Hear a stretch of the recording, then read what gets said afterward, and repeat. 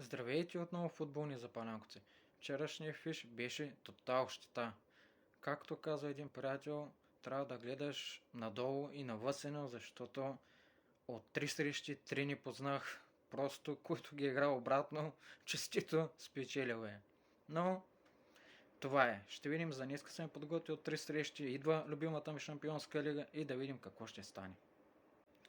Започваме първо от Англия Чемпионшип между отборите на Лестър и Шефилд Уенсдей.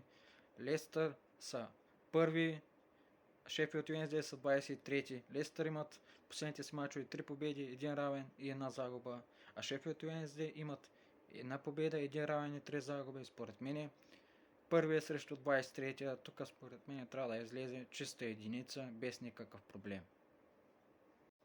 И започваме прогнозите с Шампионска лига. Първият от който е Копенхаген срещу Манчестър Сити.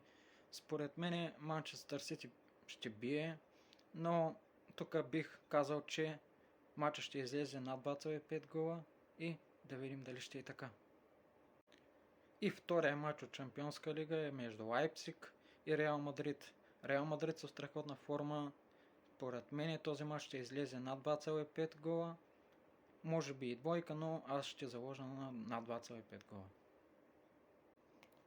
Ето го и общия коефициент от трети матча. 3,33. Хубав коефициент, да видим дали ще излезе. Пожелавам ви на всички лек и успешен ден и дано фишовите ви да излязат и всичко хубаво от мен.